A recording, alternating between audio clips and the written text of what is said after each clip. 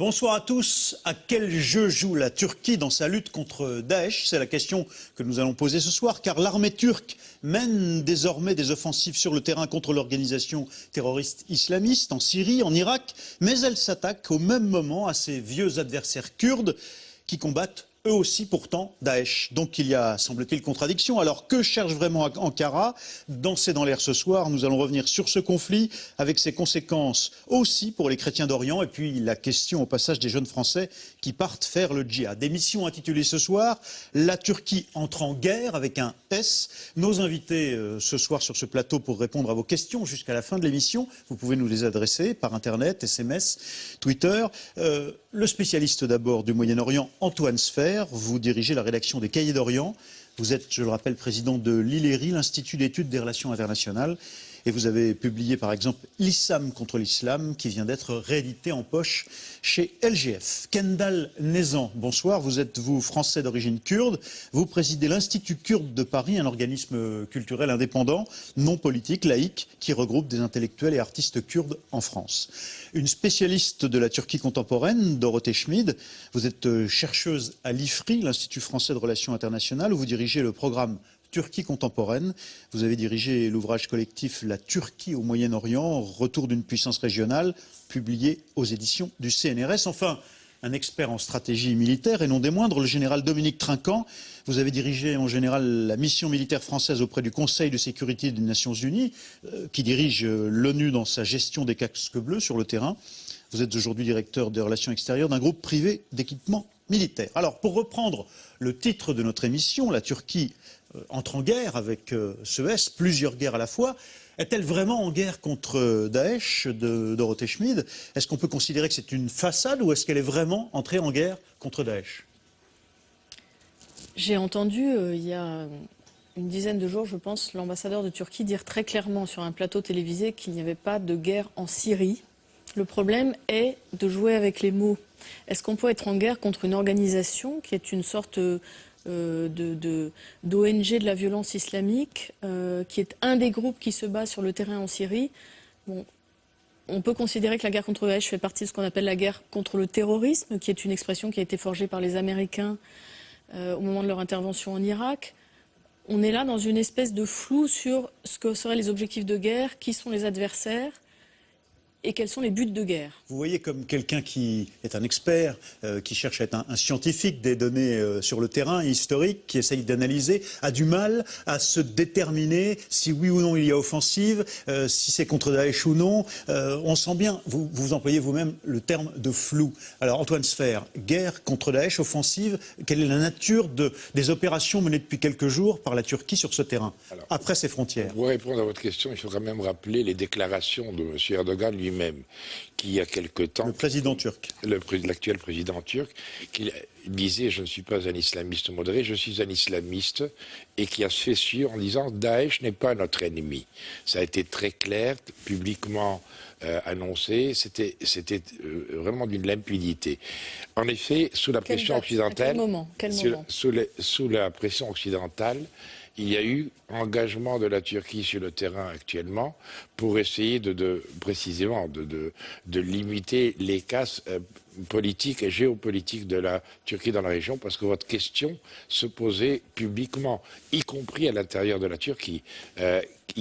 Quel jeu joue M. Erdogan? Parce qu'il faut rappeler que la Turquie appartient à l'OTAN, oui. Donc dont la première puissance sont les États-Unis, que les États-Unis sont engagés contre Daesh, et donc qu'on faisait implicitement, les États-Unis, des reproches à la Turquie parce qu'ils ne venaient pas combattre avec eux, c'est ça? Pas seulement les États-Unis, même l'Union européenne qui disait mais enfin, ils laissent passer les gens pour rentrer en Syrie, combattre aux côtés de Daesh, etc. Il semble aujourd'hui que la frontière est plutôt hermétiquement fermée. Entre la Turquie et la Syrie et l'Irak. Il semble également qu'aujourd'hui, l'armée turque commence à reprendre un peu en main la lutte contre Daesh, à la fois en Irak et en Syrie. Mais il y a, et vous l'avez bien signalé, guerre au pluriel, il y a d'autres guerres qui se sont engagées. L'ennemi reste, aux yeux d'Erdogan, quand même le peuple kurde. Alors, le peuple kurde, mais il y a quand même factuellement, il y a quelques jours, des opérations qui étaient menées. De quelle nature sont-elles? Les opérations menées par l'armée turque, je dirais, de l'autre côté de sa frontière, Syrie et Irak. Alors, je crois qu'il faut bien voir les faits. Il y a un an à peu près, la coalition qui s'est constituée, comme vous le disiez, l'OTAN fait partie la Turquie fait partie de l'OTAN, donc ipso facto, tout le monde pensait que la Turquie fait partie de la coalition. Et qu'elle allait taper là-bas. Oui, sauf qu'elle n'a ouvert ses bases qu'il y a quelques jours aux avions américains. Donc pendant un an, les bases turques ne pouvaient pas être utilisées par la coalition pour attaquer Daesh. Elle Premier bloquait. point. Elle bloquait. Elle bloquait complètement. Il faut se souvenir également de l'événement de Kobané. Kobané, c'est cette ville qui est... ville tenue par les Kurdes, défendue par la coalition, qui a beaucoup bombardé autour de Kobané, et la Turquie a bloqué pendant des jours et des jours les Kurdes qui ne pouvaient pas renforcer les positions à Kobané. Donc on peut dire que pendant cette année de combat de coalition, la Turquie a été particulièrement absente de l'organisation qui permettait de frapper Daesh, voire même parfois complice, puisqu'on sait que les trafics entre la frontière turque et irakienne ou syrienne permettaient à la fois l'approvisionnement en argent et en combattants de Daesh. Donc pendant un an, la situation a été celle-là. Il est intéressant de noter que la première déclaration américaine, après la déclaration de la Turquie de rejoindre la coalition et d'ouvrir les bases, voilà, le porte-parole de la Maison-Blanche, qui était au Kenya à ce moment-là, ses premiers mots ont été de dire « Nous reconnaissons que le PKK est un parti terroriste », avant de dire que la Turquie rejoignait... Il faut le préciser. Avant Quel de sens dire. ça a le fait que les Américains a un sens ils payent évident, en quelque sorte la Turquie? On paye aux Turcs la possibilité d'utiliser des bases qui, sur le plan tactique, n'est pas négligeable. Hein. Les avions, maintenant, peuvent tourner en 20 minutes sur leurs objectifs, ce qui est colossal par rapport aux porte-avions qui coûtaient très très cher. Donc ça n'est pas négligeable. Mais ceci étant, c'est simplement une monnaie d'échange pour permettre, et nous en reparlerons probablement plus tard, l'autre guerre contre le PKK. Alors, on va venir à cette guerre, mais Kendall Nezan, vous dites clairement que la Turquie est en partie une base arrière pour les militants de Daesh. Pas uniquement les militants de Daesh, tous les djihadistes, tous les djihadistes qui viennent d'Europe et d'ailleurs, ils ne vont pas en Syrie sur un tapis volant. Ils traversent tous la frontière turque. Les bases arrières, les bases de recrutement de ce mouvement opéraient ouvertement en Turquie jusqu'à une date récente. Et Erdogan ne faisait aucun mystère de ses intentions en disant notre objectif, c'est le renversement du régime syrien. Ce sont les gens les plus actifs dans ce combat-là. Donc, voilà, on ne disait pas ouvertement pour ne pas déplaire aux Américains, on les soutient, mais on les soutenait concrètement. Les blessés étaient soignés dans des hôpitaux turcs, le pétrole, soi-disant par des trafiquants, était vendu sur le marché turc.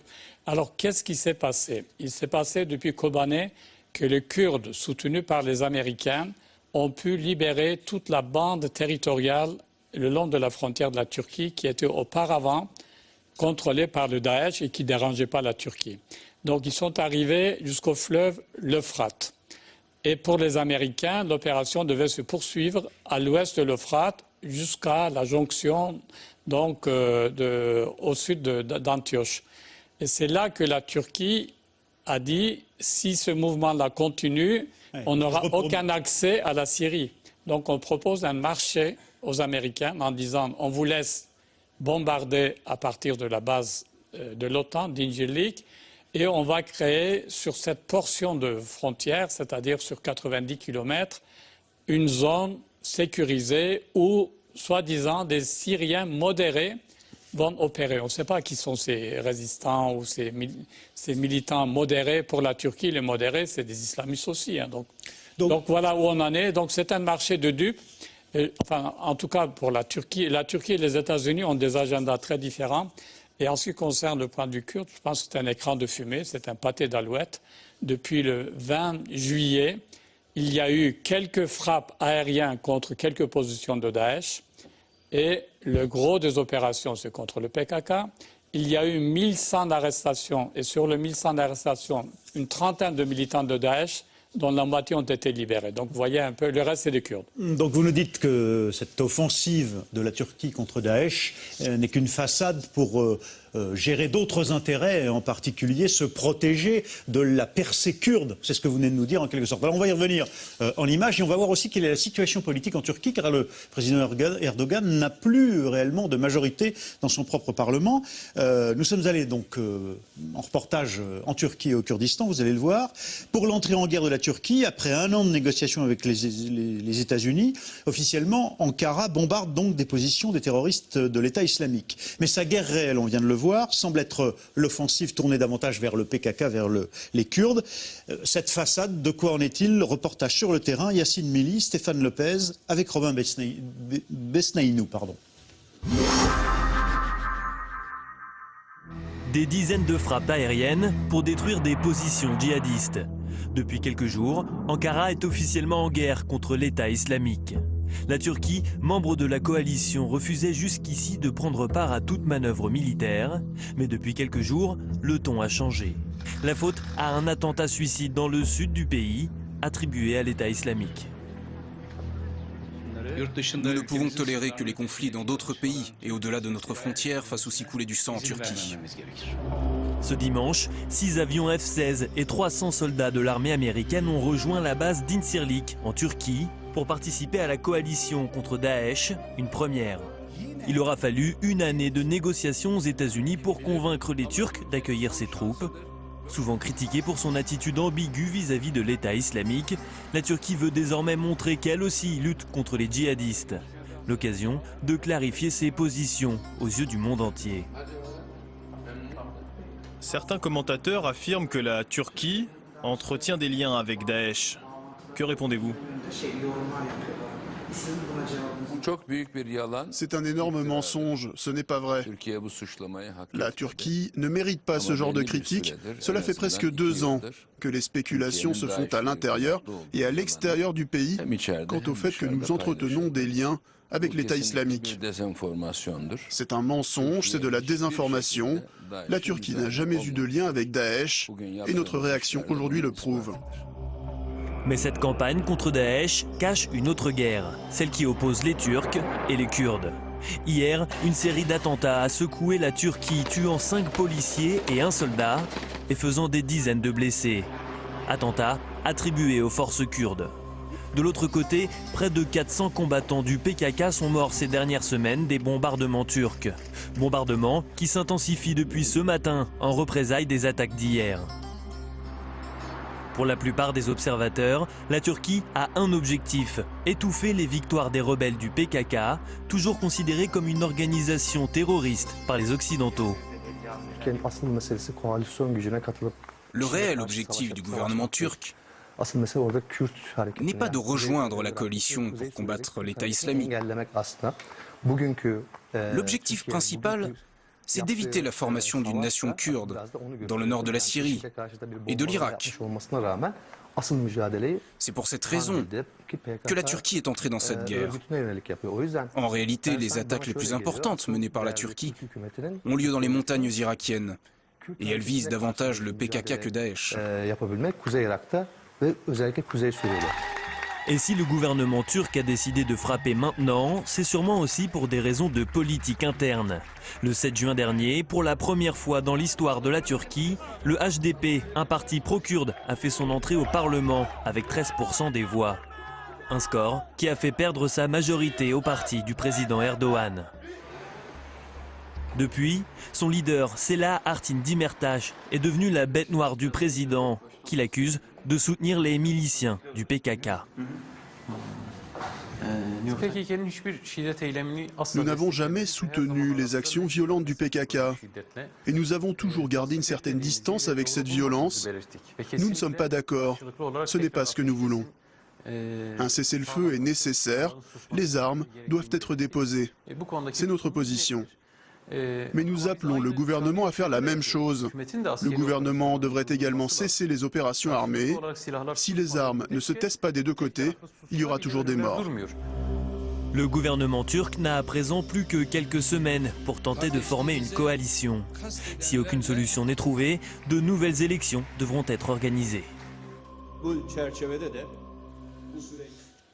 Oui, donc, pour bien comprendre le deal éventuel passé avec les États-Unis et l'offensive contre le Kurdistan, il faut peut-être déjà s'arrêter une seconde sur la faiblesse politique nouvelle du président Erdogan. Quelle est la situation pour lui, Antoine Sfer? Depuis 1999, tout lui souriait. Il avait la majorité absolue. En 2011, il espérait avoir les 2/3 du gouvernement, des sièges au Parlement pour pouvoir changer la Constitution. Il l'a pas eu. Mais là, il perd sa majorité absolue. Jusqu'à maintenant, depuis les élections de juin, il n'y a pas encore de formation de gouvernement réel. Pardon, c'est l'ancien gouvernement qui... C'est pas la Belgique, la Turquie, mais enfin, elle est en difficulté. Monsieur Erdogan a peu à peu dérivé vers un certain autoritarisme et un peu de mégalomanie aussi avec son nouveau palais, etc. Et c'est ce qui lui permettait de parler avec assurance de Daesh, qui ne sont pas des ennemis, etc., etc.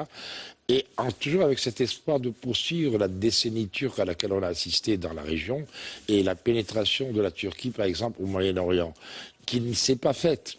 Aujourd'hui, on assiste plutôt à la fin de la décennie turque et au début de la décennie iranienne. Mais alors, vous avez l'air de dire qu'au fond, pour essayer de remobiliser son peuple autour de lui, Erdogan lance cette offensive contre les Kurdes, qui est un ennemi ancien des Turcs. Le nationalisme turc, etc., un ennemi traditionnel.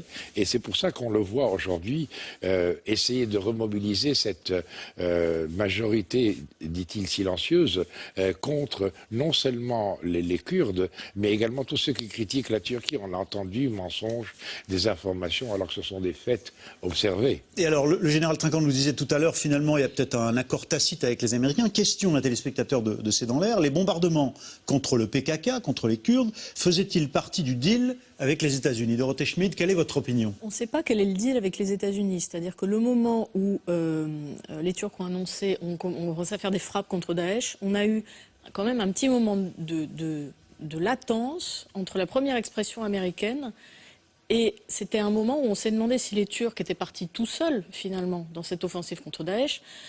On attendait la réaction de Washington et on a compris au fur et à mesure qu'effectivement, il y avait probablement un grand deal régional. Alors, ce qu'il faut aussi comprendre, c'est que ce grand deal qui vise à venir à bout du phénomène de l'État islamique, au moins en Syrie, on ne sait pas très bien ce qui concerne l'Irak, dans ce deal sera forcément aussi intégré un autre acteur très important régional qui est l'Iran. Oui.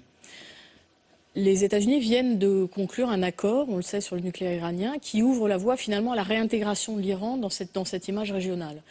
Et à partir de là, il est un petit peu difficile de faire coïncider, comme l'a dit Kendall tout à l'heure, l'agenda turc et l'agenda américain. Un agenda américain qui est un grand agenda régional et l'agenda turc qui concerne en fait les frontières de la Turquie.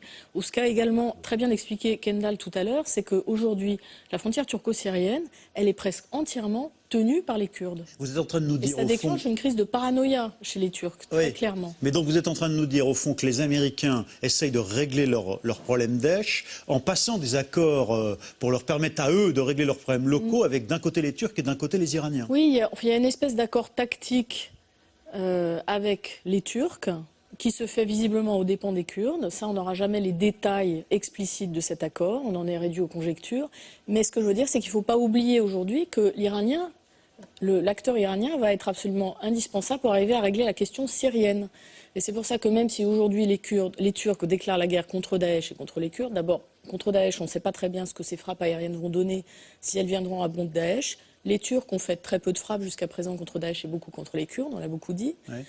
L'utilisation de la base d'Inchirik va permettre aux Américains d'avoir... Inchirik, donc dans le sud-est de la Turquie, d'où partent maintenant les avions américains, alors que ce n'était pas le cas. Ça va beaucoup faciliter les opérations américaines, mais apparemment les experts militaires s'entendent sur le fait qu'il faudrait des troupes au sol et une intervention au sol qui pour le moment n'est pas sur l'agenda des Turcs, très clairement. Donc en réalité, on est dans un moment tactique qui va avoir des développements très importants. Et ce que montrait bien aussi votre... reportage, c'est que tout ça est à mettre en lien avec la situation intérieure en Turquie sur laquelle politique intérieure turque, dans lequel, on vient de le voir, les Kurdes qui représentent une partie de l'électorat pèsent maintenant. Les Kurdes représentent entre 15 et 20% de la population en Turquie, c'est quand même très important. Mon général, ce qui est quand même frappant, c'est que la Turquie fait partie à part entière, j'allais dire presque mieux que la France encore, de l'OTAN. et donc est un allié direct des États-Unis. Et il faut des mois et des mois entre deux alliés pour négocier une offensive commune. Oui, bien sûr. C'est la grosse difficulté avec la Turquie, mais c'est aussi l'importance de la Turquie. Je ne voudrais pas rajouter à la confusion, mais la Turquie, c'est l'allié sud de l'OTAN au sud d'actuellement une zone de confrontation qui est entre la Russie et l'Ukraine. Et pour les Américains, c'est extrêmement important. Vous nous ramenez le conflit ukrainien là-dedans. Dans les nouvelles aujourd'hui, regardez l'accusation américaine sur la destruction de l'avion de transport malaisien par les Russes. C'est sorti aujourd'hui. C'est-à-dire que les Américains laissent entendre que voilà, peut-être ce seraient les Russes qui l'auraient. Cette zone de tension est extrêmement importante. Mais quel rapport avec notre affaire kurde et non, turque ? c'est la Turquie qui est importante pour les Américains. C'est la Turquie. Donc je pense je pense que le deal, même si on ne peut pas le dire complètement effectivement, il est entre le court terme du président Erdogan, qui est ce Parlement, ses élections, son pouvoir intérieur, etc., et le long terme pour les Américains, qui ont effectivement passé ipso facto une alliance avec l'Iran, qui est très opposée à la Turquie. Je rappelle que la Turquie est contre le président Assad, l'Iran soutient le président Assad, enfin tout ceci est assez compliqué. Et donc la Turquie, pour les Américains, est au cœur de toute cette stratégie. De l'alliance avec eux. Donc il faut qu'ils leur lâchent des choses. Ils leur donnent quelque chose pour avoir cette aide contre le Daesh sur le long terme et contre Assad sur le long terme, mais aussi sur le flanc sud de l'OTAN. Ouais. Alors revenons-en peut-être aux Kurdes eux-mêmes. D'abord, quelle est la réalité selon vous du rapport entre les frappes turques contre Daesh et les frappes turques contre le PKK et les Kurdes? Le volume, le rapport, c'est quoi? D'après les infos que vous avez. On n'a pas un chiffre précis, mais tout à l'heure, en donnant l'exemple de Pâté de l'Alouette, c'était vraiment peut-être 5% contre le Daesh, 95% contre les camps du PKK. Alors qu'il y avait une trêve qui durait depuis quasiment 3 ans. Et puis maintenant, hier, un officiel américain, donc du Pentagone, a invité la Turquie à ne pas rallumer la mèche de la guerre civile en disant qu'on a d'autres priorités. Et ça m'a paru vraiment important parce que la priorité des Américains, c'est la lutte contre l'État islamique, contre le Daesh. Et en Syrie, au quotidien, les combattants kurdes et les Américains coopèrent. Les combattants kurdes leur donnent les coordonnées de telle ou telle position de Daesh et l'aviation américaine intervient, les bombarde. Sans ça, ce succès n'aurait pas été possible. Les troupes kurdes sont les troupes au sol de la coalition avec les avions américains. Voilà, c'est les seuls qui ont pu infliger des défaites, qui ont pu faire reculer le Daesh en Syrie. Et donc là, on est dans une situation contradictoire parce que si c'est la Turquie qui a un mot à dire et qui empêche, par exemple, les avions américains partant d'Injilik de venir en aide aux combattants kurdes de Syrie, on ne sait pas ce qui va se passer. Général Trinquant. Oui, Madame soulignait tout à l'heure que le combat sera gagné au sol. C'est une évidence. Les frappes aériennes ne gagneront pas le combat au sol. Or, aujourd'hui, les deux seuls combattants réels au sol sont les Kurdes, de quelque partie qu'ils arrivent, en Syrie et en Irak, et les chiites, qu'ils soient iraniens du sud par l'Iran. Voilà. Et donc, ces deux combattants au sol ne sont pas des amis, c'est le moins qu'on puisse dire, de la Turquie. Donc, il y a une grande difficulté. Pour avoir quelque chose à court terme sur les avions, on n'a pas les combattants au sol, et ces combattants au sol, c'est ceux qui gagneront la guerre. Antoine Sfer. Oui, je crois que la Turquie et l'Iran n'ont pas toujours été ennemis non plus, oui. Parce qu'il y a les réalités de la vie. Les réalités de la vie, la Turquie a permis à l'Iran de contourner l'embargo, notamment l'embargo financier avec les banques et tout, etc. Je crois qu'il y a une installation aujourd'hui d'une alliance stratégique américaine pour toute la région qui comprend aucun pays arabe, mais plutôt l'Iran, la Turquie et Israël. Et ces 3 pays aujourd'hui sont en rivalité. Qui va être le primum inter pares dans la relation avec les États-Unis? Les Turcs sont légitimes à la demander puisque partie de l'OTAN, Israël n'en parlons pas bien entendu, et l'Iran, le nouveau venu en quelque sorte, qui lui peut mettre aujourd'hui sur le terrain énormément de monde, les places d'Aran, les gardiens de la Révolution, l'armée, etc., et encadrer les milices chiites, et partis d'Irak comme vous disiez mon général, et qui sont incontrôlables, ingérables. Donc les seuls qui peuvent les contrôler, les gérer, c'est les Iraniens. Voilà la situation sur le terrain. Les seuls qui peuvent aller, vous l'avez dit, aujourd'hui, c'est les Kurdes qui sont déjà sur le terrain, qui ont payé le prix et le tribut.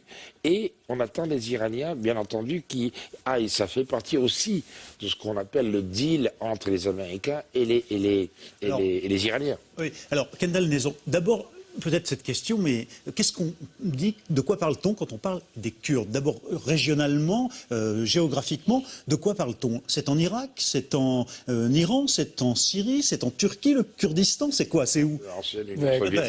Kendall Nezon va nous répondre. Écoutez, depuis que les frontières ont été tracées par la Grande-Bretagne et la France au lendemain de la Première Guerre mondiale, les années 20, alors 1920. Voilà, les Kurdes sont divisés entre ces 4 pays, avec aussi des colonies dans l'ex-URSS. Mais la plus grosse partie du Kurdistan, c'est où? La moitié des Kurdes vivent en Turquie. On estime les Kurdes de 35 à 40 millions de personnes à l'heure actuelle. 40 millions, oui. Et selon les chiffres de la Commission européenne en 2004, il y a de 14 à 18 millions de Kurdes en Turquie. D'accord. Donc ils sont citoyens turcs. Ils vivent en Turquie. Une partie d'entre eux, d'ailleurs près de la moitié, vivent maintenant dans les grandes métropoles turques à cause de la guerre, de la situation économique. Ce qui fait qu'en Turquie, il y a 2 problèmes kurdes. C'est-à-dire que ce qui se passe, la guerre dans les provinces du Kurdistan peut éventuellement être occulté, mais dans les métropoles comme Istanbul et ailleurs, les Kurdes vont manifester. Et donc, on ne peut plus cacher les choses comme on l'a fait dans le temps. Et alors, les combattants... Il y a 10 millions de Kurdes en Iran, on en parle très peu. Il y a 6,5 millions en Irak. Et les Kurdes d'Irak défendent leur territoire. En luttant contre l'État islamique avec tant de détermination, ils défendent leur liberté, leurs institutions. Et en Syrie, c'est autour de 2,5 millions de Kurdes, peut-être 3 millions, et qui sont sur une bande territoriale discontinue parce que la France a tracé la frontière le long d'un chemin de fer. Il n'y avait pas de fleuve, et donc voilà. Donc quand on parle d'un Kurdistan relativement autonome, c'est surtout en Irak, cette partie où il y a un Kurdistan autonome en quelque sorte. Il y a déjà un Kurdistan plus qu'autonome, quasi indépendant, avec son parlement, ses institutions, ses aéroports. Et puis, dans le Kurdistan de Syrie, il y a toute une région. Donc, sur les 3 cantons kurdes sont autogérés par les Kurdes depuis maintenant 3 ans, 4 ans. Et donc la crainte de la Turquie, c'est de voir ces combattants du Kurdistan autonome gagner du terrain en Syrie, gagner du terrain un petit peu partout à sa frontière, c'est ça? Et la crainte surtout, dont Eschwit l'a bien rappelé, c'est que tout d'un coup, la frontière avec la Syrie serait tenue par les Kurdes et non pas uniquement, ce qui interdirait un peu à la Turquie de pouvoir contrôler et de pouvoir rentrer et de pouvoir agir à l'intérieur de la Syrie comme il l'avait fait jusqu'à maintenant depuis 4 ans. Et c'est ça la crainte aujourd'hui de la Turquie. On a parlé de paranoïa, c'est bien, je crois que c'est bien ça. On a déclenché une paranoïa que M. Erdogan essaye d'instrumentaliser pour précisément mobiliser le nationalisme turc. Dorothée Schmid. Oui, en fait, pour comprendre l'attitude des Turcs, il faut suivre la situation en Syrie. La Turquie est complètement contaminée par la crise syrienne depuis 2 ou 3 ans. Ça joue à la fois sur la nature du régime, qui devient autoritaire, avec effectivement un président qui se permet de prendre des libertés avec les libertés publiques. Oui, alors que c'est une démocratie, la Turquie. Oui, qui organise des élections de manière un petit peu anarchique, puisque maintenant on est entre les négociations de coalition pour former un gouvernement sont en train d'échouer, donc on parle d'élections anticipées à nouveau au mois de septembre. Donc là, on se retrouve dans un cas de figure où on est un petit peu comme quand on n'est pas content des élections au Moyen-Orient. On dit finalement on va se débrouiller pour les refaire. Donc il y a à la fois ce régime qui se durcit, il y a 2 millions de réfugiés qui pèsent sur la situation économique en Turquie, dont je crois qu'on doit avoir à peu près 250 000 ou 300 000 réfugiés peut-être seulement qui sont dans les camps. Le reste qui est installé en Turquie, pas simplement dans la région frontalière, mais aussi beaucoup à Istanbul. Quand on dit que la Turquie est la base arrière aussi des djihadistes, ou en tout cas la base d'envol des djihadistes qui viennent d'Europe vers... cet aspect de la Turquie, la frontière turco-syrienne, qui est la frontière de tous les trafics qui alimentent les conflits aux frontières de la Turquie. On dit beaucoup, par exemple, que l'État islamique se finance par le trafic du pétrole, ce qui est certainement en partie vrai. Ce qu'il faut voir, c'est que ce sont des trafics qui sont anciens, qui préexistent même à la crise syrienne, parce que le pétrole du Kurdistan irakien était aussi pris en charge par des trafiquants depuis très longtemps. Donc, ça ce pétrole qui est produit sur les terres occupées par Daesh est évacué pour être vendu par la Turquie ?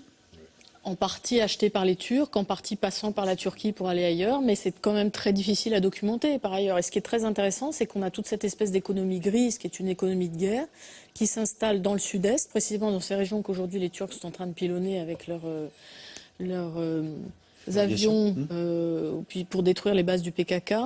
Et c'était des régions qui étaient en train d'échapper quasiment au gouvernement central parce qu'elles étaient aussi au cœur de tous ces trafics régionaux. Ce pétrole de cette région, c'était des millions de dollars pour Daesh ou pour le PKK? Non, en Syrie, en tout cas, c'était pour Daesh, puisque occupé par Daesh.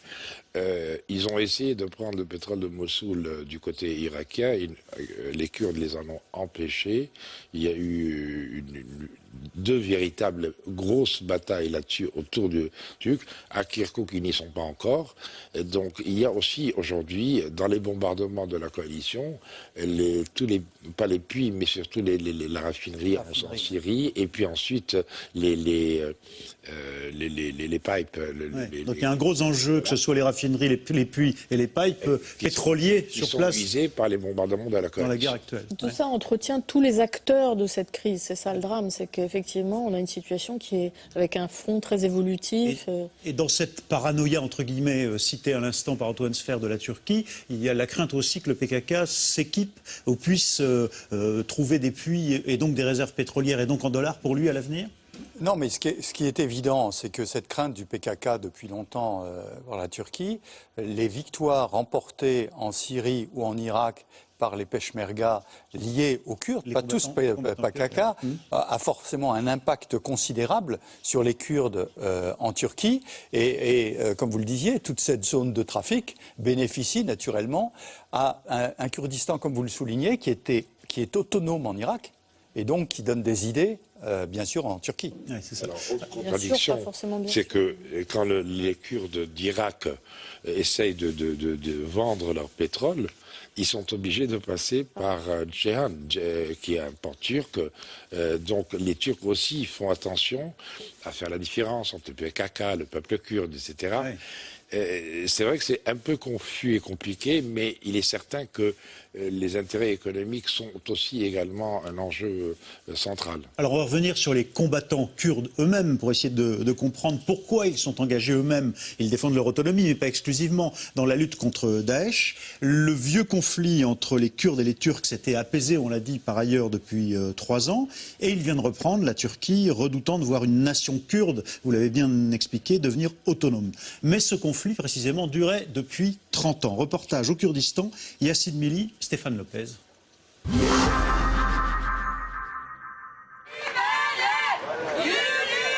C'était le 20 juillet dernier.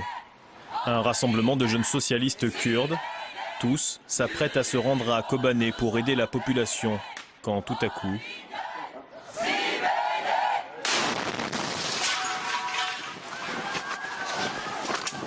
un attentat attribué à l'État islamique qui a coûté la vie à 32 personnes. Depuis la proclamation du califat, c'est la première fois que Daesh frappe sur le sol turc. Mehmet, lui, fait partie des miraculés. La bombe a explosé précisément ici, juste là, dans cette zone. Il y avait des morceaux de corps partout, jusqu'au fond du jardin. On a même retrouvé des membres à plusieurs mètres d'ici, derrière le bâtiment. Il y en avait aussi dans les rues, et un peu partout dans le quartier, c'était un vrai massacre. Quand la poussière est retombée, je suis sorti, et j'ai vu la tête d'une personne qui avait été décapitée. Une attaque qui a plongé la Turquie dans une guerre ouverte contre Daesh. Mais pour Ankara, il y a un autre ennemi à l'intérieur même du pays. Ce sont les combattants kurdes du PKK. Depuis l'attentat, le PKK multiplie les exécutions de policiers et de gendarmes turcs. Il les accuse de ne pas empêcher la progression des djihadistes. Entre Kurdes et Turcs, la hache de guerre est désormais déterrée. Si vous provoquez un chat, il vous griffe. C'est comme ça, c'est de la légitime défense. On ne peut pas encore parler de guerre civile. Mais si cette tension ne retombe pas, si le sentiment nationaliste augmente chez les Turcs, si l'on continue à s'en prendre aux Kurdes physiquement, ou à leurs biens, et si le gouvernement continue de laisser s'installer cette situation sans rien faire, alors oui, il y aura une guerre civile à terme. C'est un vrai risque. En attendant, sur le front, les combattants kurdes du PKK partis combattre en Syrie tombent les uns après les autres. Kadriye Kouitou a perdu sa fille sur le champ de bataille. Il y a quelques mois, celle-ci décide d'aller combattre les djihadistes à Kobané aux côtés des combattants kurdes de Syrie. Mais c'est dans un linceul qu'elle rentrera chez elle. Ma fille est morte. Parfois, je me dis que j'aurais préféré mourir plutôt que d'avoir à affronter cette peine. Mais vous savez, au fond, ce que je veux maintenant, c'est juste qu'on arrive à une solution. Je veux que les Turcs et les Kurdes négocient. Je ne veux plus que le sang soit versé, d'aucun côté. À la frontière avec la Syrie, la population kurde vit aujourd'hui dans la peur. Coincée entre la barbarie de Daesh d'un côté et la nouvelle menace turque de l'autre, ces réfugiés de Kobané sont pris au piège. La vie quotidienne, elle, est toujours aussi pénible. On vient prendre de l'eau tous les jours pour la ramener dans nos tentes. À Kobané, c'était pareil. Nous n'avions pas d'électricité depuis 3 ans. C'était dur. Aujourd'hui, Resmé a peur pour sa famille. Peur d'être à nouveau une cible, mais cette fois en Turquie, là où elle avait trouvé refuge. Depuis l'explosion de Suruç, on est angoissé. La nuit, par exemple, les hommes du camp font des rondes pour assurer notre sécurité. C'est comme ça qu'on vit maintenant. Moi, ce que je veux, c'est rentrer à Kobané. Nous sommes en Turquie maintenant. Et même ici, il y a des explosions. Nous ne sommes en sécurité nulle part, mais je veux rentrer. Si je dois mourir, je préfère que ce soit sur ma terre natale.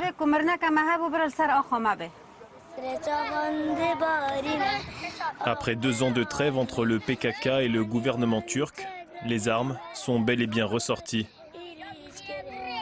La reprise d'une guerre sans fin. Depuis 1984, le conflit entre Kurdes et Turcs a fait 45 000 morts.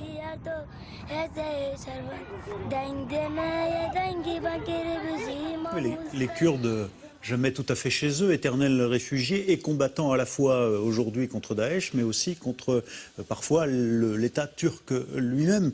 Question posée par un téléspectateur de C'est dans l'air. Qu'est-ce qui justifie que le PKK, donc un des partis kurdes, soit considéré comme une organisation terroriste ?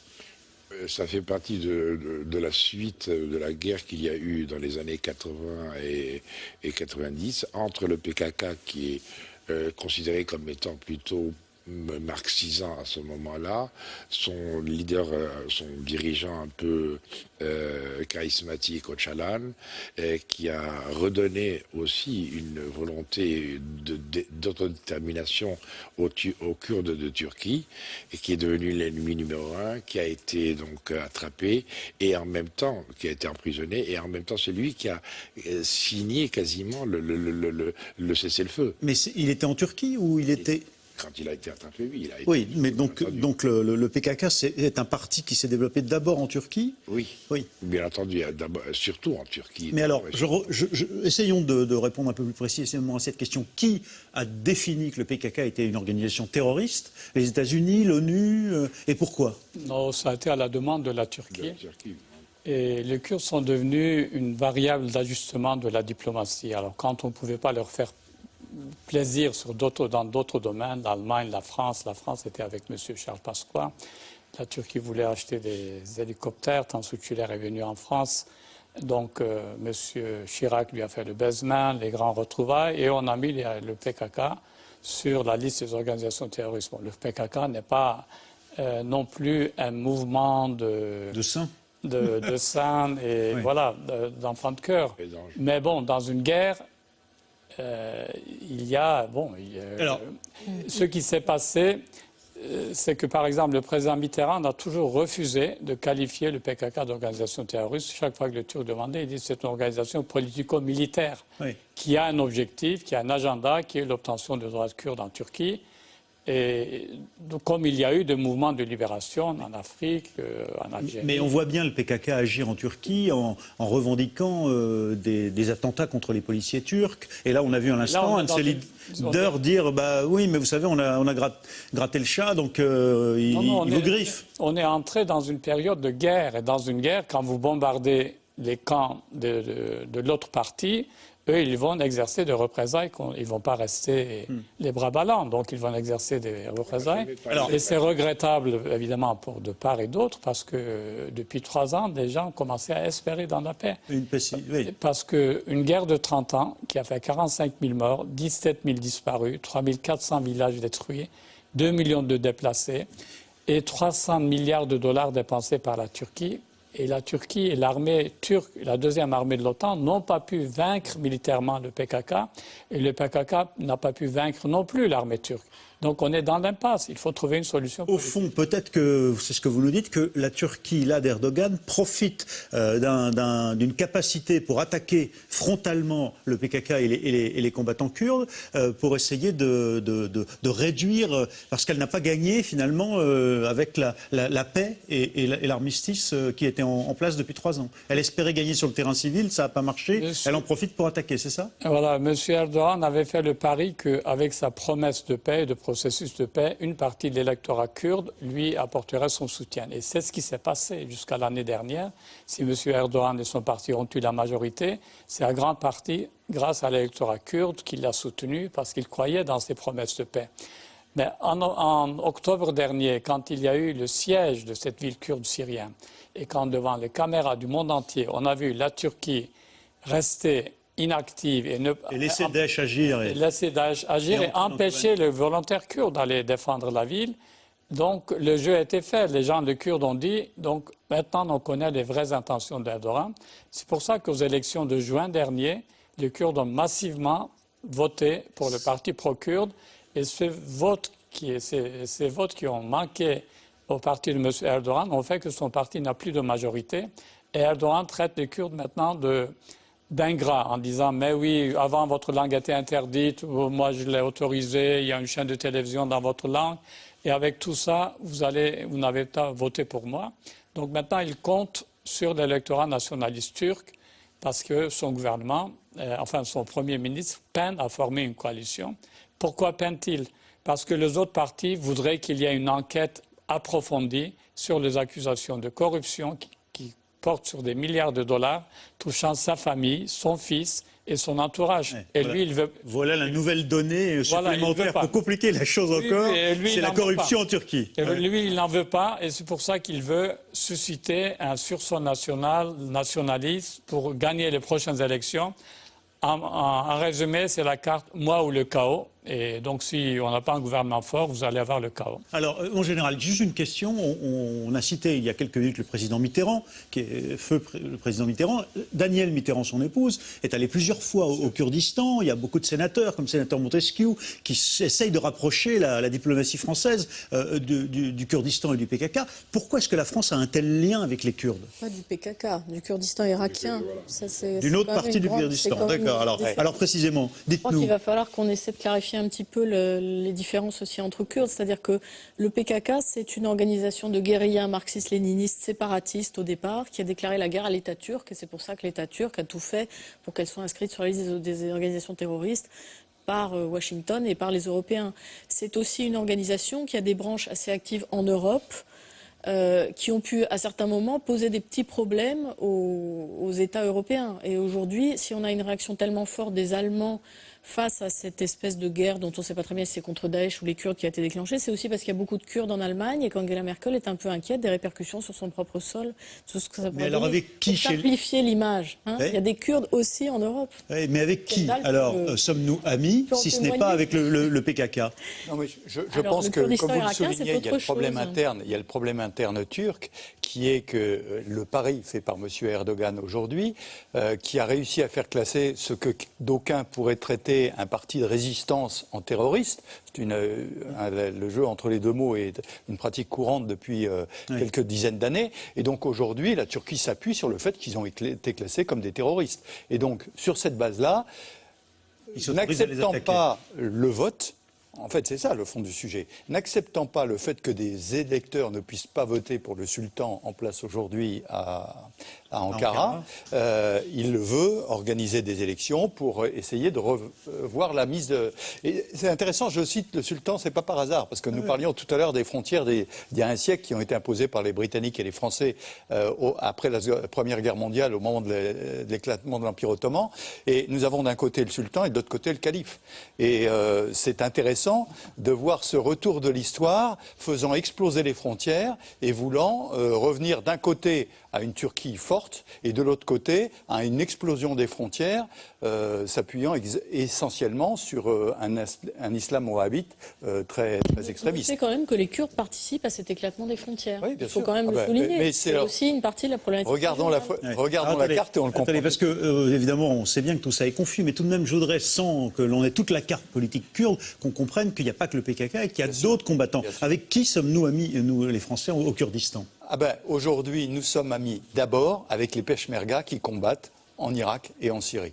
C'est clair. Ce sont donc les forces d'autodéfense du gouvernement régional du Kurdistan irakien. D'accord, donc c'est une sorte d'armée régulière. Et là, nous faisons comme les Américains, nous les formons, nous les entraînons, on leur a livré de l'armement. Donc tout ceci est fait depuis 1 an. Donc là, clairement, pourquoi? Parce que ce sont les seules forces au sol qui peuvent combattre. Nous aidons également de l'autre côté le gouvernement irakien en formant une brigade en particulier pour pouvoir attaquer par le sud, j'allais dire les Peshmerga attaquant par le nord, ce sont toujours les seuls combattants et il se trouve que l'intérêt en Irak au moins, c'est de ne pas avoir que des Peshmerga et des chiites, mais d'avoir aussi des sunnites, c'est-à-dire des sunnites qui s'opposent à Daesh. Et là, c'est beaucoup plus compliqué compte tenu de l'attitude ancienne du gouvernement irakien. Antoine Sfer. Oui, je crois que la carte est assez éloquente. On voit très bien que les Kurdes, les Peshmerga, aujourd'hui en Syrie aussi, contrôlent et peuvent contrôler non seulement la frontière, mais ils sont à quelques encablures de la mer, de la mer Méditerranée. De la Syrie. Voilà, et en Syrie. Le Kurdistan historique, on l'a en vert ici. N'oubliez pas qu'en 1927, il y a quand même une résolution de la SDN qui reconnaît le Kurdistan. Même si le pays qui n'existait que sur le papier est éclaté. Et alors, ce fameux Kurdistan un peu autonome, où est-il sur cette carte, dans cette zone verte? C'est en Irak. C'est juste en Irak. C'est la partie autour de Mossoul. Mossoul, exactement. Là, quand on approche de Bagdad, on est à la limite des 4 provinces sunnites à Bagdad. Mais c'est là aussi où Daesh est fort. Alors, Daesh est fort précisément parce que c'est à partir des relations tribales entre les tribus sunnites des 4 provinces et l'Arabie saoudite, bien entendu, à un moment donné, que Daesh a été nourri en argent et bien entendu en armes. Et à partir de là, aujourd'hui, les tribus se rebellent contre aussi Daesh. Mais une des capitales de Daesh, c'est Mossoul, non? Non. Non, pas encore. Pas encore. Mossoul est aujourd'hui... Mais ils tiennent Mossoul. Oui, ils tiennent une partie de Mossoul. Il y a quand même toute la banlieue sud et ouest. Le califat a été déclaré où, Antoine? Le califat a été déclaré à Raqqa. À Raqqa. Donc tout ça pour dire que les combattants du Kurdistan autonome sont en première ligne face à Daesh. Depuis le début. Et en Syrie, vous voyez très bien juste au milieu de la carte syrienne, vous avez ce point noir qui désigne Raqqa, qui est aujourd'hui le rassemblement, la capitale que voudrait constituer le califat, concernant le califat islamique. Alors, mon général, juste une question. Oui. Où, aujourd'hui, se trouvent les soldats français et américains au sol quand ils sont, forces spéciales, en train de former, par exemple, des unités et d'entraîner les Peshmerga ou alors les Iraniens? La formation se fait au Kurdistan, je parle pour les Français, bien sûr, au Kurdistan et autour de Bagdad, puisqu'il y a 2 actions de formation. l'une auprès des Peshmerga et l'autre auprès de l'armée irakienne. Je rappelle, vous citiez tout à l'heure Mossoul. Mossoul est un peu une clé. Le jour où l'armée irakienne, grâce à des combattants sunnites, et non pas seulement grâce aux Iraniens et aux forces chiites, sera capable d'attaquer Mossoul, on aura fait un grand pas. Ça, c'est le premier point. Le deuxième point, ce sont les Américains.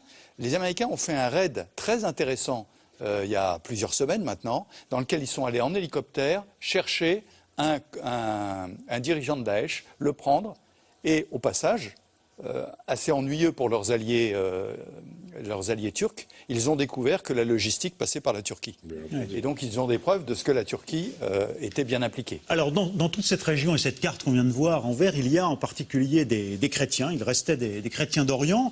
Et si les Kurdes sont ceux qui résistent au sol, vous nous l'avez dit, le mieux aux terroristes islamistes de Daesh, eh bien c'est une aubaine pour les chrétiens d'Orient. Chassés des plaines d'Irak et de Syrie, ils ont trouvé refuge auprès des Kurdes, précisément, des chrétiens catholiques syriaques souvent, martyrisés par Daesh. Par centaines de milliers, ils ont quitté notamment la plaine de Ninive. Sur le terrain, pourcés dans l'air, Yacine Mili et David Lemarchand. Reportage. Il a fait le déplacement de Lyon pour aller à la rencontre des fidèles irakiens. C'est important pour vous, cardinal, de venir les soutenir, se déplacer. Oui, et puis c'est surtout une très grande joie. D'abord leur dire merci, leur dire qu'il y a énormément de monde qui pense à eux. Le cardinal Barbarin est en mission, celle d'apporter un peu d'espoir à une population qui a tout perdu face à la barbarie.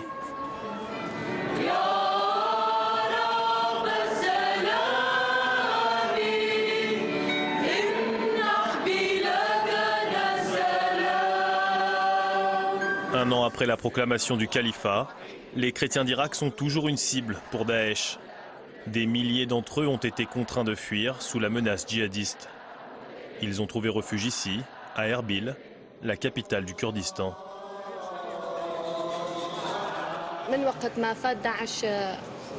Nous avons fui quand Daesh a attaqué notre ville, Karakosh.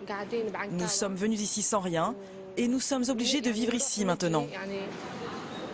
Que ça nous plaise ou non, nous n'avons pas le choix. Notre peuple souffre de cette situation. Nous avons besoin d'aide et de soutien.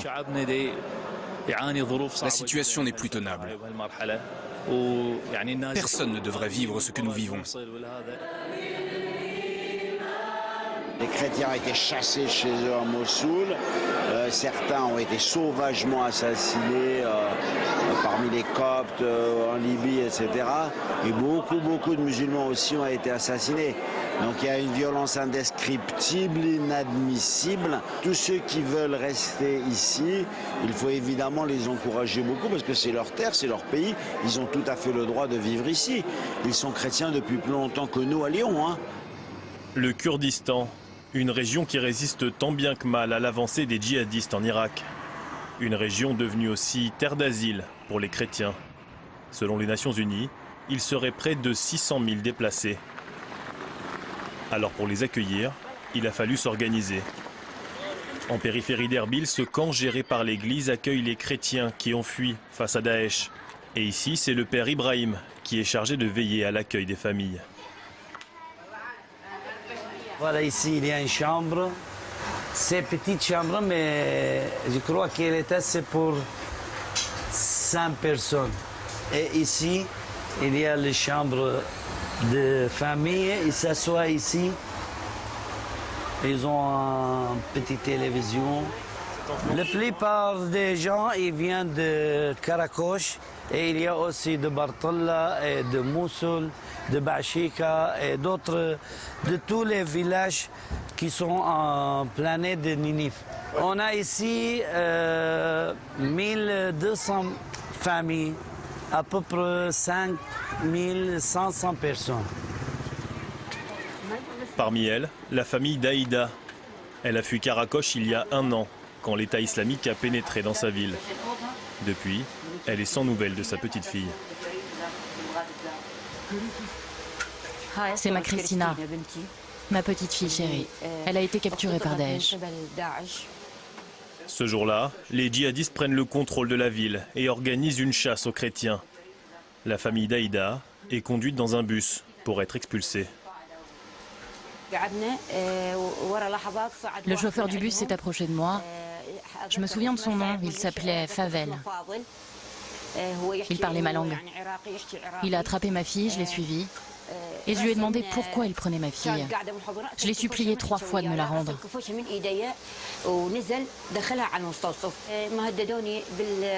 Il ne m'a pas répondu. Il m'a poussé en arrière, puis il m'a fixé avec un regard qui voulait dire « Si tu ne remontes pas dans le bus, je vais te tuer ». J'ai toujours l'espoir de revoir ma fille. Je ne sais pas si je la reverrai un jour, mais je garde espoir. Je prie Dieu tous les jours pour qu'elle revienne.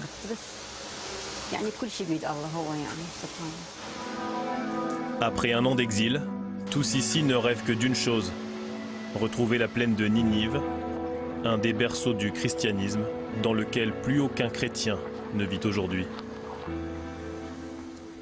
Oui, voilà, pour ces chrétiens, ces catholiques venus de Syrie, protégés aujourd'hui, on le voit à Erbil, la capitale du Kurdistan irakien, par les Kurdes eux-mêmes. Question posée par un téléspectateur de C'est dans l'air, Kendall Nezan, y a-t-il des catholiques parmi les Kurdes? Parce qu'on dit que les Kurdes sont musulmans, mais il y a des catholiques aussi chez eux? Alors, les Kurdes sont très majoritairement musulmans sunnites, d'un rite qui est différent de celui des Turcs. Et il y a une minorité chiite, mais qui est différente aussi du chiisme iranien. Donc, il y a des zoroastriens, il y a des yézidis, il y a des sabéens. Voilà. Il y a même des juifs chez les Kurdes. Et il y avait beaucoup de juifs jusqu'aux années 1950. Donc, c'est des juifs survivants des déportations de l'époque d'Assyrie. Hein. Donc, voilà, très ancienne, le début du judaïsme. Ouais. Voilà, Et il y a des catholiques alors ou non? Alors, il y a des Kurdes chrétiens, donc qui sont comme les Chaldéens, donc de rite catholique, oui. Oui. Ils sont rattachés à l'église de Rome, donc, mais voilà. Il y a les rattachés de Rome, il y a aussi les séparés de Rome. Il y a des orthodoxes également. Il y a des orthodoxes, il y a des nestoriens. Voilà. Voilà. Mais alors, le patriarcat de Nestorien était au Kurdistan. Et au XIIe siècle, les nestoriens avaient plus d'adeptes que les catholiques. Hein. Donc ils sont allés jusqu'en Chine et jusqu'en Birmanie. Et ça s'est rétréci. En 1914, les assyro-chaldéens, c'est-à-dire les nestoriens et les catholiques chaldéens, se sont retrouvés, rattachés à Rome. Ça a été la grande nouvelle de la fin du XXe siècle. Général Trinquant. On est au cœur des 3 religions du livre, et qui se mélangent. Et donc, dans ces villes, aussi bien en Irak qu'en Syrie, vous aviez toutes ces communautés juifs, chrétiens, musulmans, qui étaient dans des villages différents depuis des millénaires. Monseigneur l'évêque soulignait que c'était avant Rome, c'était avant l'islam. Hein, les juifs avant les chrétiens, puis les chrétiens, puis les musulmans. Chronologiquement, c'est ça. Hein. Kendall Nezan, qu'est-ce qui pousse alors les Kurdes à accueillir de cette façon, à être aussi hospitaliers avec les chrétiens? Parce qu'ils ont des réfugiés, bien sûr, mais est-ce que c'est lié au fait que tous les deux sont un peu les oubliés de cette guerre, en quelque sorte? Oh, ben écoutez, je ne pense pas qu'on puisse parler d'hospitalité. Les chrétiens sont chez eux. Ils ont vécu avec les Kurdes musulmans depuis des millénaires sur ces terres-là. Et donc, le fait qu'une partie de la communauté soit persécutée dans la plaine de Ninive et qu'elle se retrouve au Kurdistan, c'est tout à fait naturel que les Kurdes les accueillent. Et d'ailleurs, le Kurdistan est la seule terre du monde musulman où on peut construire librement des églises. Il y en a d'autres quand même dans la région. Le Liban. L'Égypte, le Liban. En Turquie, je vois que même pour la réparation d'un monastère, on attend une dizaine d'années. Avant d'avoir l'autorisation. Général Trinquant. Oui, en revanche, on peut souligner que les Kurdes ont une tradition, et sont les Peshmerga, une tradition guerrière que n'ont pas les chrétiens de la région. Et donc, cette protection que vous soulignez de voisins est en fait le fait de ceux qui détiennent les armes et qui ont l'habitude de se battre et de ceux qui ne se battaient pas à côté. Et c'est vrai que, souvenez-vous, il y a un an, sur les chaînes en particulier occidentales, tout est venu quand en fait des Kurdes ont lâché pied et ont cessé de protéger un certain nombre de villages chrétiens. Et que les djihadistes sont arrivés là, et c'est à ce moment-là que nos caméras se sont braquées sur la région. C'est à ce moment-là que le PKK est venu à la rescousse. Oui, et est revenu à la rescousse parce que les Kurdes avaient perdu pied. Ils ont eu un moment de grande difficulté quand même. Alors est-ce qu'il y a des combattants chrétiens qui vont finalement intégrer les rangs, qui du PKK, qui des troupes du Kurdistan autonome Dorothée Je Schmid. ne sais pas jusqu'à quel point cette question est pertinente. Moi, je voulais souligner autre chose, c'est qu'en Syrie... Je vous la reposerai quand même, je peux vous le garantir. C'est juste pour à nouveau reprendre un peu dézoomer un petit peu. En Syrie, on doit être à peu près 250 000 morts. Le bilan est celui-là.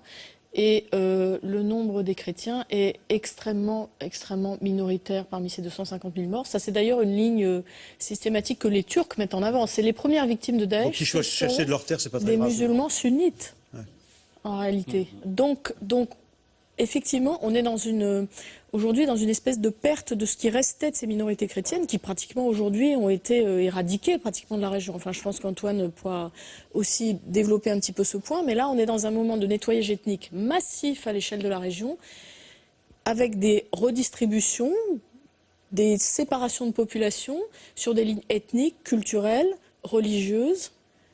Tout à l'heure, quand on voyait cette carte du Kurdistan, ce qu'il faut souligner pour arriver peut-être à comprendre un petit peu mieux aussi, c'est qu'en Irak, c'est Kurdes contre Arabes au départ. C'est pas une question religieuse. C'est pas. On a effectivement sunnites contre chiites dans le contexte arabe, mais on avait cette opposition très forte entre les Kurdes et les Arabes. Et si aujourd'hui tous ces réfugiés vont au Kurdistan irakien, c'est parce que c'était le seul endroit en Irak qui était stable, qui fonctionnait à peu près, et que finalement c'est presque par défaut qu'ils se sont réfugiés là, comme le soulignait le général, parce que les Peshmergas se battaient, et que c'était le seul endroit où on pouvait être sous protection tout court. Vous avez très bien formulé vous-même la raison pour laquelle nous semblons insister un petit peu sur les chrétiens, parce qu'effectivement, ici ce risque de sujet disparition sensible, mais c'est parce qu'on est dans le cœur du problème que vous posez, de l'enjeu que vous posez, qui est le nettoyage ethnique en ce moment qui est en train de se dérouler là-bas. Alors pardon, mais moi je considère qu'elle est assez pertinente. Ma question, je vous la repose. Est-ce qu'il y a du coup, même s'ils n'ont pas une tradition militaire, aujourd'hui des chrétiens qui vont combattre avec les Kurdes? Alors, marginalement, oui. Il y en a. Il y a eu des reportages qui ont été faits sur des chrétiens qui combattaient, voire même sur, c'est un phénomène dont on n'a pas beaucoup parlé, mais d'Européens qui vont les rejoindre pour les protéger également. Mais c'est très très marginal. Oui. D'abord, on parle de très peu de chiffres quand on parle des chrétiens. Ça nous touche parce que c'est très proche de nous. Mais en chiffres, c'est relativement par rapport aux populations musulmanes qui ont été citées. Et c'est horrible de faire ce calcul, mais quand on fait le calcul des morts, il est évident qu'il y a beaucoup plus de musulmans que de chrétiens. On n'est pas là pour faire de la comptabilité morbide. Il y a 15% de la population arabe, donc de tous les pays arabes, qui n'est pas musulmane, et qui n'est ni chiite ni sunnite. Et donc ça compte. Il y a 11 communautés chrétiennes dans cette région, il y a 6 rattachées à Rome, 5 séparées de Rome. Il y a du nombre. Est-ce que vous comptez le Maghreb? Est-ce que l'Afrique du Nord est dans votre comptabilité, Antoine, ou pas? Comprenez-moi bien, c'est parce que ce que je voulais dire, c'est que l'opposition à Daesh va bien au-delà d'une opposition. Les premières cibles de Daesh, c'est l'Arabie Saoudite, à terme, c'est l'Arabie Saoudite, la Turquie, parce que je rappelle que le califat, c'est totalement en opposition avec la monarchie telle qu'elle existe, qui garde les lieux saints. Le concept de califat développé par Daesh. Voilà, donc je pense qu'il y a ça, ce sujet, c'est le cœur du sujet. Et donc, ceux qui combattent Daesh ne doivent pas se tromper de combat, ils doivent défendre tous ceux qui sont contre Daesh. Et dedans, il y a les chrétiens, il y a les Kurdes. Il y a les chiites, il y a les sunnites, il y a les yézidis, il y a plein de gens. Ken Dalnezan. Oui, je voulais parler du rôle des chrétiens aussi dans la résistance kurde. Moi, je me souviens, dans les années 60, la Jeanne d'Arc du Kurdistan, c'était une assyro-chaldéenne qui s'appelait Margaret George. Elle avait une brigade de femmes qui, sous ses ordres, participaient à la résistance contre le régime de Bagdad. Donc, chez les chrétiens de cette partie du monde, en fait, il y a deux traditions. Il y a celle des Assyriens, qui vivaient en tribus, donc guerrières, et qui faisaient des alliances avec les tribus kurdes musulmans. Votre prédécesseur, le général Pierre Rondeau, a écrit un excellent livre là-dessus, Les chrétiens d'Orient. Ils vivaient en symbiose, et on avait des alliances parfois entre les tribus musulmans, kurdes et chrétiens contre d'autres tribus kurdes, etc. Donc ceux-là sont des guerriers. Et parmi eux, il y a quelques milliers qui ont été recrutés, formés par les Peshmerga. Donc, ils participent à la lutte contre le Daesh ou à la protection de leur village et de leur ville.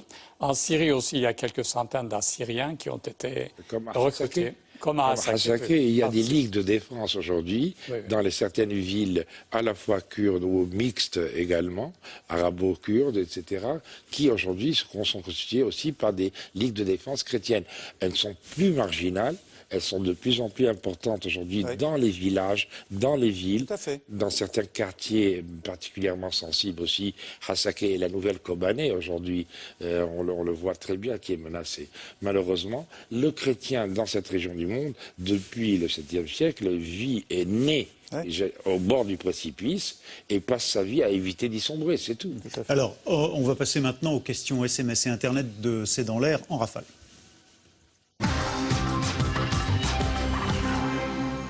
Question, qui est dupe du double jeu d'Erdogan? Le peuple turc l'approuve-t-il en connaissance de cause? Dorothée Schmidt. L'expression double jeu, à mon avis, est toujours un peu inappropriée parce qu'en fait, la Turquie fait plusieurs choses à la fois. C'est plutôt ça. C'est pas un sentiment de double jeu. Je crois que d'ailleurs, j'ai entendu Kendall dire ça il n'y a pas très longtemps. Il y a toujours plusieurs fers au feu. Donc en fait, la Turquie considère qu'il fallait ménager l'État islamique parce que c'est une force régionale importante et parce que finalement, on avait décidé de garder la frontière ouverte. Donc on ne pouvait pas vraiment lutter contre l'État islamique. On a une espèce de tolérance idéologique aussi qui est due au fait qu'on considère que ce sont eux qui se battent contre Bachar al-Assad. Donc tout ça était vraiment là.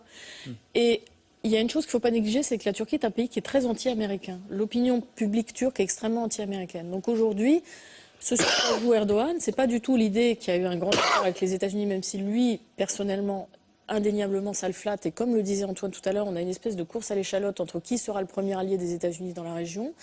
Mais ce que voit l'opinion turque, c'est que la Turquie a décidé de faire quelque chose, que le président a une stratégie en Syrie qui va reprendre la main. Et vous pensez qu'il est assez soutenu par son opinion ?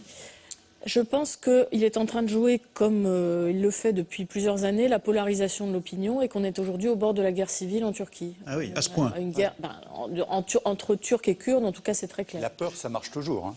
Quelle est autre question? Quelle est la position française face à la guerre menée par les Turcs contre les Kurdes, en général? Alors, je ne représente pas la position française sur ce sujet-là. Vous l'observez de très près comme stratège. Je crois que le cessez-le-feu qu'il y avait depuis 2 ans et la possibilité d'entamer un dialogue était très certainement la position préférable. Et aujourd'hui, la radicalisation prônée par le président Erdogan, qui joue sur le cœur, ce que je disais, embête terriblement, parce que c'est de la vision à court terme. C'est essayer de radicaliser pour obtenir des électeurs, et on a fichu en l'air tout un processus qui pouvait déboucher sur quelque chose. Autre question, existe-t-il la moindre chance qu'il y ait un jour un État turc, Kendall? Kurde, oui. Autant pour moi, bien entendu, c'était ça la question. Existe-t-il la moindre chance qu'il y ait un jour un État kurde? Écoutez, il y a un État kurde déjà en Irak, avec 6 millions d'habitants, avec ses richesses pétrolières, le Parlement, le président. Mais ce n'est pas tout le Kurdistan. Est-ce qu'il y aura un jour un grand Kurdistan?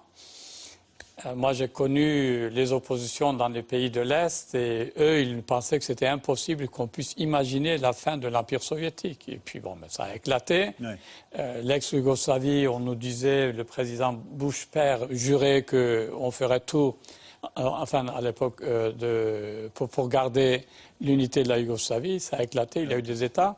Donc, un jour, je pense que les Kurdes vont émerger, mais c'est quand, ce jour-là?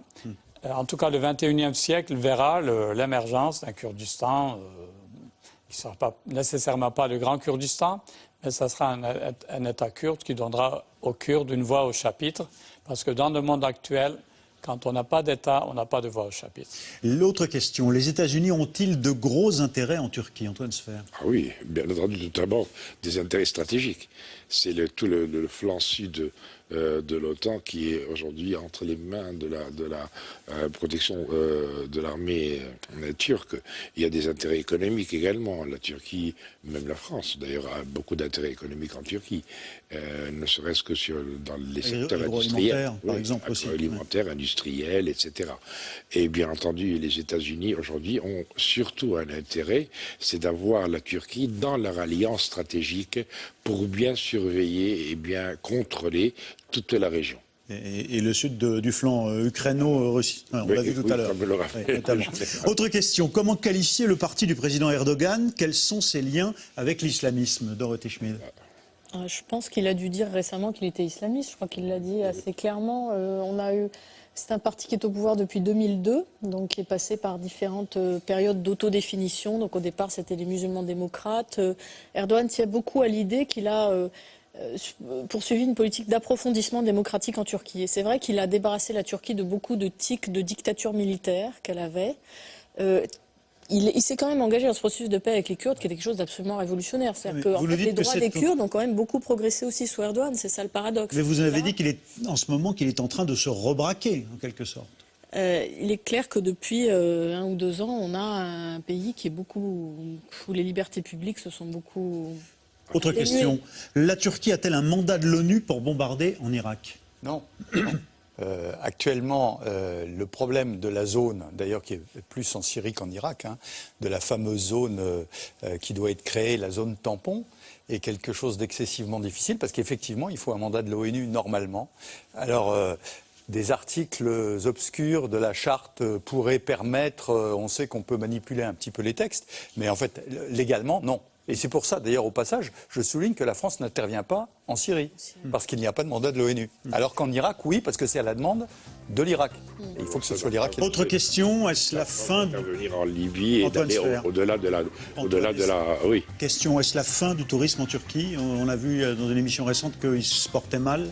Oui, mais la fin, non, certainement pas, puisqu'il y a toujours cette côte du côté de Bodrum qui attire énormément les Occidentaux. Ils se portent mal parce qu'il y a beaucoup moins de Russes, ils ont moins d'argent. Pour refaire le lien. Et c'est vrai. Dernière question, Gendal Enzam. Est-ce qu'il y a eu déjà un Kurdistan en tant qu'État, en dehors de l'État autonome actuel? Un État totalement indépendant? Un État uni, non, mais il y a eu des États kurdes depuis le 9e, 10e siècle, voilà, des principautés, des États, mais ce n'était jamais sur l'ensemble de la totalité du territoire. Merci pour cet éclairage. Vous nous retrouvez pour une nouvelle diffusion de cette émission vers 22h20 sur France 5, puis vers 5h du matin. Et on se retrouve demain pour un autre C'est dans l'air. Très bonne soirée avec nous sur France 5.